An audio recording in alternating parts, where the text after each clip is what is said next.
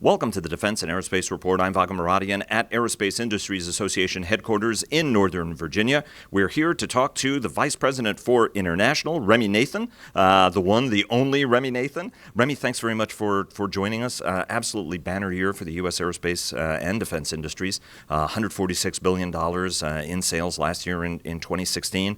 Talk to us about why that's so significant and break down the numbers. Oh, absolutely. So $146 billion in exports puts this industry as the second largest exporting industry in the country. Perhaps even more impressive, that generated a $90 billion trade surplus. And among industries, that puts us at number one. I think another interesting factor to that is when we crunch the numbers, we will note that of that $146 billion, 15% is defense, and also 56% of that total number can be attributed to the supply chain. And that's that hidden benefit of exports that oftentimes we lose sight of as we're focusing on platforms alone. And you're talking almost $22 billion in defense sales, which puts the United States still in the number one slot. Absolutely. Overall, I think within aerospace and defense, we enjoy a 34% global market share. Now that in and of itself is good, should be looked at as a positive, but at the same time we have to always be considering, could we do better? And also, what are our competitors doing to catch up? And they're doing quite a bit. Talk to us a little bit about, over the last 5 years, there's been a 52% increase, very, very strong, very robust. The Obama administration put, increasing exports, when it came into office was a number one priority. Also try to ease defense exports. You and I used to sit through meetings over the decades, really, which were quite acrimonious between government and industry. You guys obviously are the number one representative of the U.S. aerospace industry.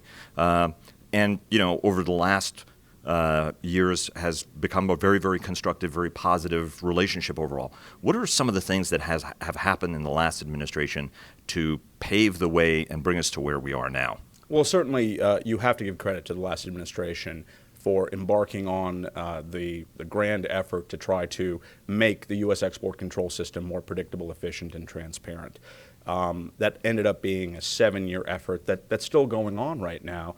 Ostensibly to try to make sure that we're controlling the right things in the right ways.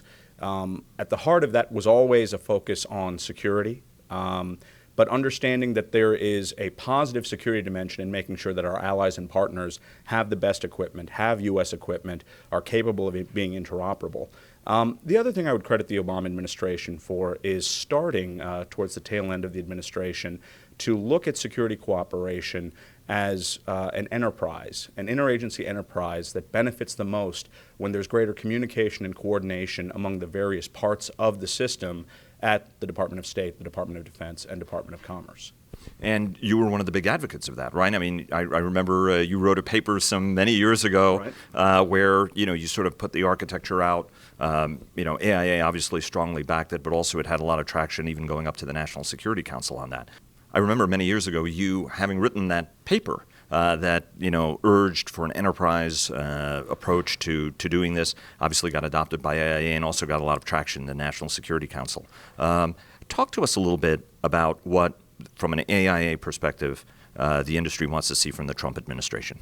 So we think that there's much more opportunity here for even greater communication and coordination across the interagency on security cooperation.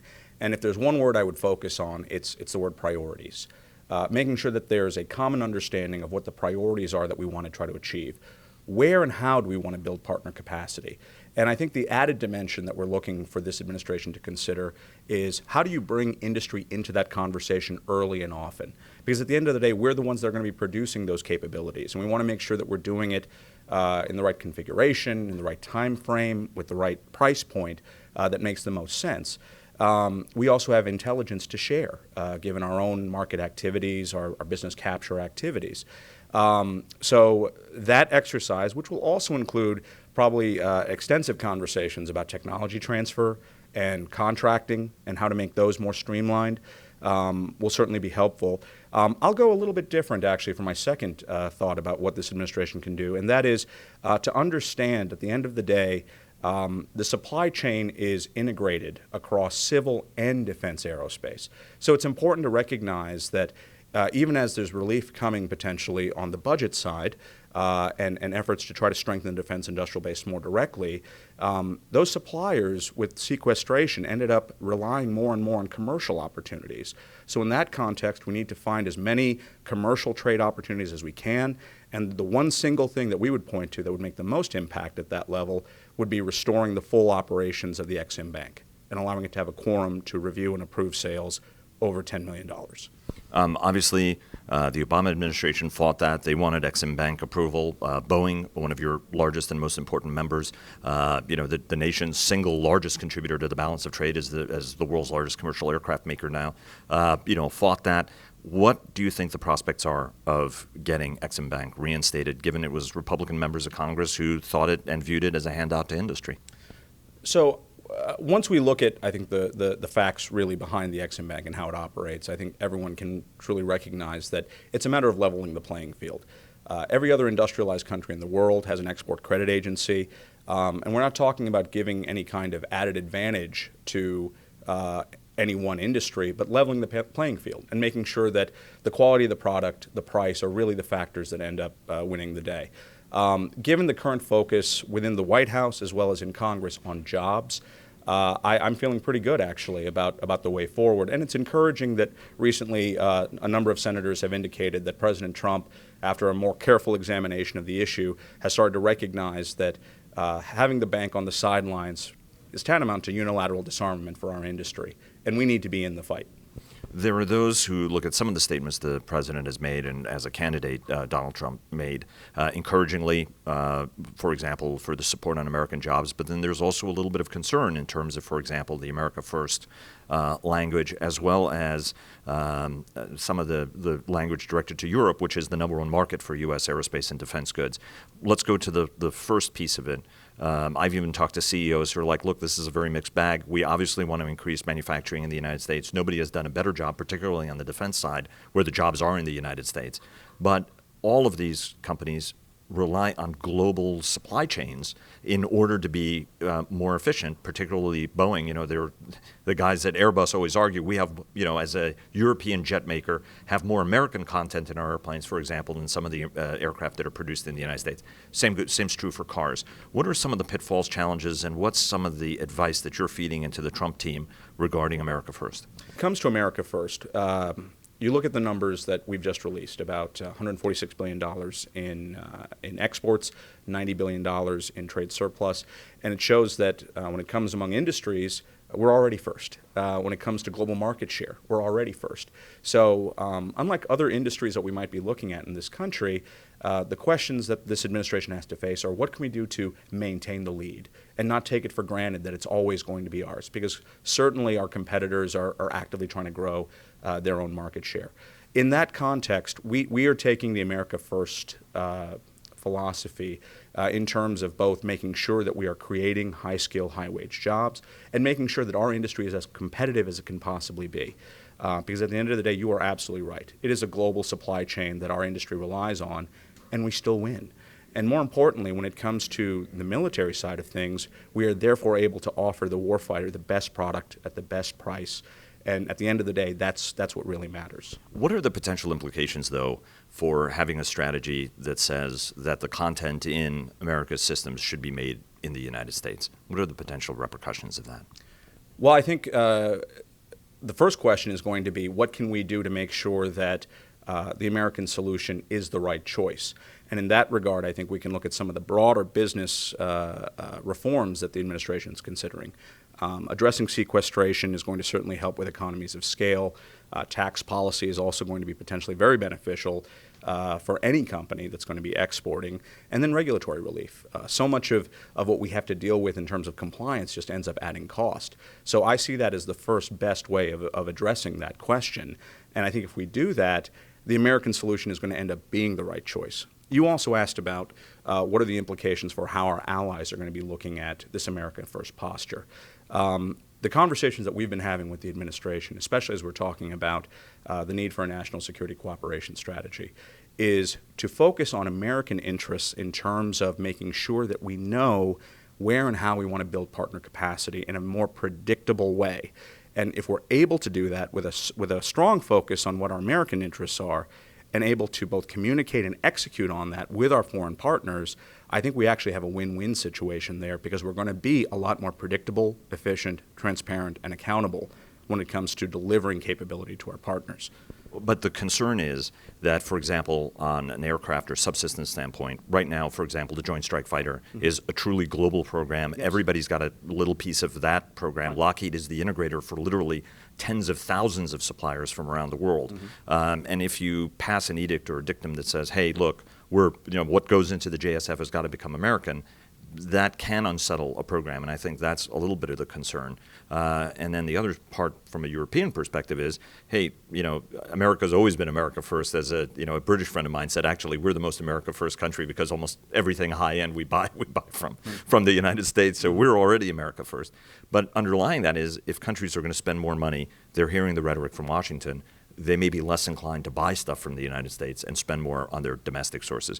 What are your views on both of those fronts? So I don't take it as a given that America First directly translates into protectionism or buy American for our industry.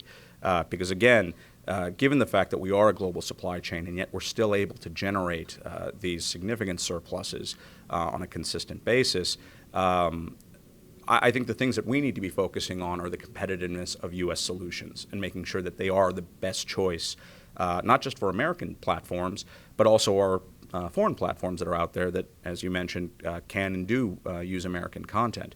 The other side of it, I think, is the more political question, right, in terms of what kind of confidence can our allies and partners have. In that respect, I think with a more focused attention to security cooperation and the message that we're trying to send, how our allies and partners are going to integrate with the United States, having a more forward-looking and active posture within the international environment to engender trust that the U.S. is going to remain engaged in global security affairs. Those are all aspects of an America First message that I think could actually create positive dynamics with our allies and partners. I understand the concern, but I think it's more multifaceted than that. I want to bring you back to Exim Bank. President of the United States is going to be visiting Boeing's facility in Charleston, South Carolina, where the 787 Dreamliner is one of the production sites. Obviously, the other one's in Washington State, where obviously Boeing has a much more significant footprint.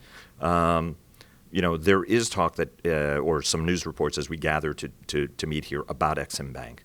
What's the most important thing, the message that you want to deliver to Republican lawmakers about why Exim Bank is such a good idea? You earlier mentioned the playing field, but specifically, what are some misconceptions that they have that you'd like to sort of punch through and clarify? Absolutely.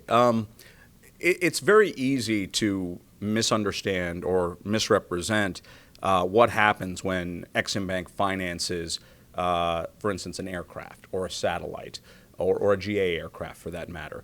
General aviation. General aviation aircraft. In all of those cases, there is an extensive supply chain that ultimately goes into the production of that particular system. And in the case of the aircraft, there is a long tail with many years of life where our suppliers are going to be selling into the spare parts market, the MRO market, in order to keep those aircraft safe and in flight.